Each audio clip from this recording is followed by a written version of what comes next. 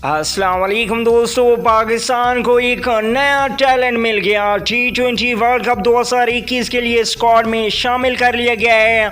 मोहम्मद हसनैन को ड्रॉप करके एक नया टैलेंट T20 वर्ल्ड कप 2021 के लिए पाकिस्तान टीम सामने लेकर आ रहा है। जी हां, आपको उसका नाम बताते हैं, सुनकर आप भी हैरान रह जाएंगे और आप जिसके मुंतज़िर थे कि फास्ट बॉलर होना चाहिए जो पाकिस्तान को T20 वर्ल्ड कप जितवा सके, तो उनकी शमूलियत होने वाली है वर्ल्ड कप स्क्वाड में। तो दोस्तों, अगर चैनल पे फर्स्ट टाइम है तो चैनल को सब्सक्राइब करिए और साथ बेल आइकन ज़रूर इनेबल कर देनी है।